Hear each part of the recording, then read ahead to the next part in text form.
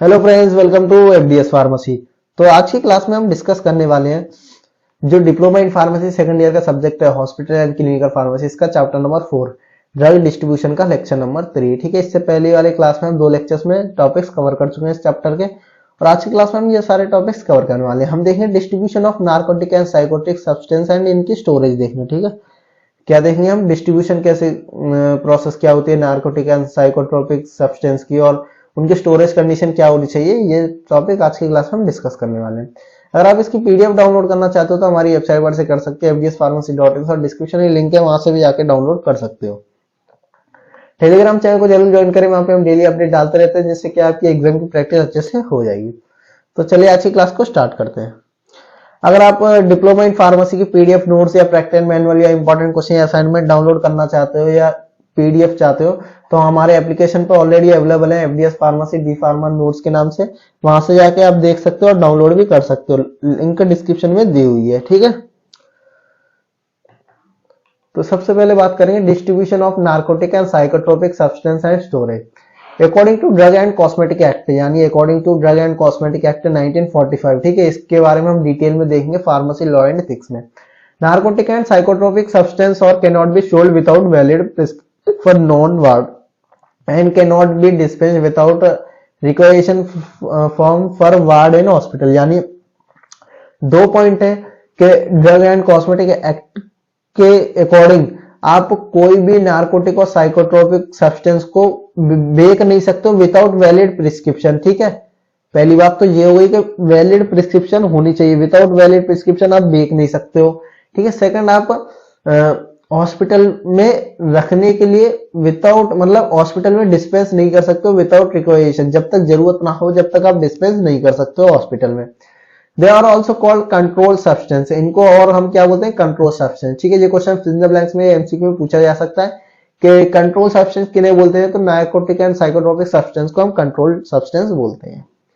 So it is responsibility of hospital pharmacist to control their use without a valid prescription, यानी ये hospital और pharmacist की responsibility होती है कि वो विदाउट वैलिड प्रिस्क्रिप्शन किसी को भी ड्रग ना दें और सेल ना करें। ठीक है, जो नार्कोटिक एंड साइकोट्रोपिक सब्सटेंस होते हैं उनको। हॉस्पिटल कंट्रोल प्रोसीजर देखिए, the procedure develop by American government authority, यानी ये प्रोसीजर किनके द्वारा डेवलप की है, American government authority. Can apply in India also, India में भी ये अप्लाई होता है। Responsibility for controlling substance in hospital, यानी रेस्पॉन्सिबिलिटी क्या है देखिए, control of substance in hospital, control substance का। The administration of hospital should be properly handled control substance, यानी एडमिनिस्ट्रेशन जो होता है हॉस्पिटल उनको should properly handle control substance को, यानी नार्कोटिक एंड साइकोट्रोपिक सब्सटेंस को प्रॉपरली हैंडल रखें। The medical superintendent should be manage properly, यानी जो मेडिकल सुपरिटेंडेंट होते हैं उनको मैनेज करने चाहिए properly.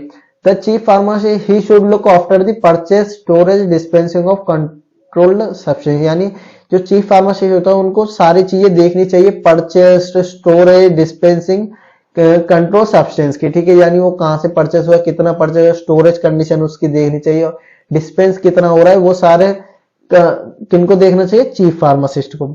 The head nurse should look after the storage use of control substance in nurse unit, यानी जो नर्स होती है, हेड नर्स होती है, उनको भी देखना चाहिए कि स्टोरेज और कंट्रोल यूज कैसा चल रहा है कंट्रोल सब्सटेंस का। ठीक है, while ordering demand of control substance for ward stock, nurse should fill a requisition for and should maintain the name, desired strength and quantity of control substance, यानी जब जो स्टाफ नर्स होती है या जो हेड नर्स होती है, जब वो अपने वार्ड के लिए स्टॉक मंगाना चाहती हो, मतलब कंट्रोल सब्सटेंस मंगाना चाहती है या नार्कोटिक या साइकोट्रोपिक सब्सटेंस मंगाना चाहती है, तो उनको एक रिक्वेजिशन फॉर्म देना पड़ता है, फिल करना पड़ता है, और उसमें मेंशन होना चाहिए नेम और डिजायर स्ट्रेंथ कितनी है और क्वांटिटी कितनी होनी चाहिए कंट्रोल सब्सटेंस की। ठीक है, ये सारी चीजें उसमें होनी चाहिए।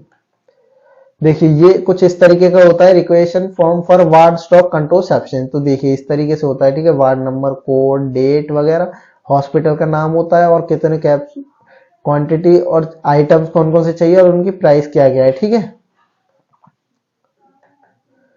The nurse should also record use of control substance on daily basis, और नर्स का ये भी काम होना चाहिए कि डेली बेसिस पे यूज कितना हो रहा है वो ध्यान रखे, ठीक है। जैसे ये फॉर्म होता है इसमें रखना चाहिए, जैसे पेशेंट का नाम क्या है, specific dispensing of drug, number of tablet या इंजेक्शन कितने हैं, स्ट्रेंथ कितनी यूज की गई है, ऑर्डर बाय किस डॉक्टर के द्वारा ऑर्डर किया गया है, किन के द्वारा एडमिनिस्ट्रेट किया गया है, ठीक है, टाइम गिवन कितना था, ठीक है। ये सारी चीजें भी रिकॉर्ड होनी चाहिए जब नर्स स्टाफ सब्सटेंस किसी को दे रही हो या यूज हो रहा हो पेशेंट पे, वो सारी चीजें आपको रखनी चाहिए, ठीक है। ये देखिए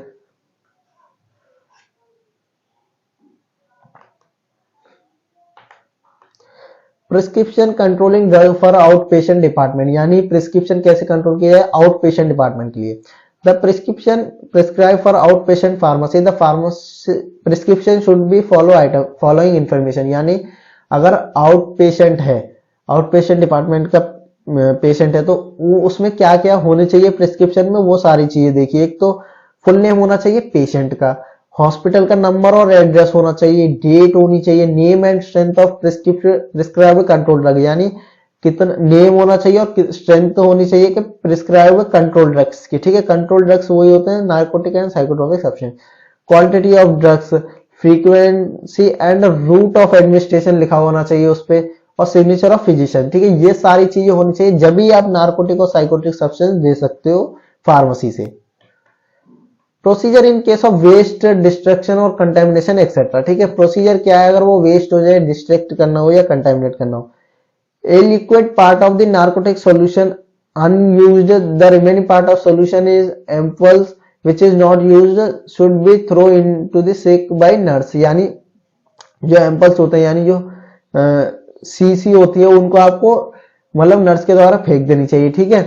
prepare dose refuse by patient और कैंसिल बाय डॉक्टर, अगर डोज जो बनाई है वो रिफ्यूज की जाती है पेशेंट के द्वारा या कैंसिल की जाती है डॉक्टर के द्वारा, in case this solution should be discard into sink, यानी वो आपको सिक में रख देनी चाहिए, मतलब कूड़े में डाल देनी। And record the reason for the drug not be administration, और रिकॉर्ड करनी चाहिए कि किस वजह से जो ड्रग है वो एडमिनिस्ट्रेट नहीं किया गया। Accidental destruction of drug, in case of accidental destruction of drug in nursing unit the responsible person should be inform head nurse about that, ठीक है। यानी जो रेस्पॉन्सिबल पर्सन होता है वो उनको मतलब उन्हें क्या करना चाहिए कि हेड नर्स को बता देना चाहिए कि किस वजह से एक्सीडेंटल डिस्ट्रक्शन हुआ है, मतलब किस वजह से जो ड्रग है वो बिगड़ गया है, ठीक है। Control of narcotic on the ward by nurse, ठीक है। When control drug dispense to nurse unit, जब कंट्रोल ड्रग जो होते हैं वो डिस्पेंस किए जाते हैं नर्स यूनिट के पास। Now it is responsibility of nurse for administration looking after and documentary, यानी उसके बाद जो नर्स का काम होता है सारा कि एडमिनिस्ट्रेशन का और लुकिंग आफ्टर का और डॉक्यूमेंटेशन का। Delivery of control drug to ward, यानी delivery the narcotic drug from main pharmacy should be delivered to ward या nursing station by faithfully person working in hospital, ठीक है। यानी जो नार्कोटिक्स ड्रग्स है वो फार्मेसी से वार्ड में पहुंचाने तक या नर्सिंग स्टेशन तक पहुंचाने तक पर्सन को एक फेथफुल यानी ईमानदार आदमी को रखना चाहिए, और वो भी जो हॉस्पिटल में काम करता हो। Storage of narcotic and psychotropic substance, this substance should be under locked and key all the times, यानी ये लॉक्ड होने चाहिए हमेशा, ठीक है। They should be different registration to register them, ठीक है। उनके लिए डिफरेंट रजिस्ट्रेशन होते हैं रजिस्टर करने के लिए। No other object should be kept in narcotics, ठीक है। कोई भी अदर ऑब्जेक्ट आपको नहीं रखने चाहिए नार्कोटिक की जगह पर। They should be bought and sold to unauthorised person, ठीक है। They should not be bought and sold to unauthorised person, यानी इनको कोई भी अनजान आदमी नहीं खरीद सकता और ना ही बेच सकता है। वो मतलब एक तो रजिस्टर्ड फार्मासिस्ट होना चाहिए या फिजिशियन के द्वारा लिखा हुआ होना चाहिए, जब भी आप दे सकते हो। तो आज की क्लास में हमने क्या क्या डिस्कस किया देखिए। सबसे पहले हमने देखे drug distribution of narcotic and psychotropic substance के बारे में, हॉस्पिटल कंट्रोल प्रोसीजर, फिर रिक्वायरेशन फॉर्म देखा, ठीक है।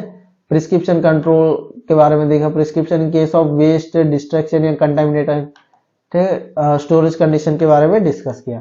अगर आप इसकी पीडीएफ नोट डाउनलोड करना चाहते हो तो हमारी वेबसाइट पर से कर सकते हो, fdspharmacy.in और डिस्क्रिप्शन में लिंक दिया हुआ है, वहां से भी जाके आप डाउनलोड कर सकते हो। टेलीग्राम चैनल को जरूर ज्वाइन करें, वहां पे हम डेली अपडेट डालते रहते हैं, जिससे क्या आपकी एग्जाम की प्रैक्टिस अच्छे से हो जाएगी। लाइक करें, शेयर करें अपने फार्मेसी फ्रेंड्स में, और चैनल को जरूर सब्सक्राइब करें। Thank you for watching the video.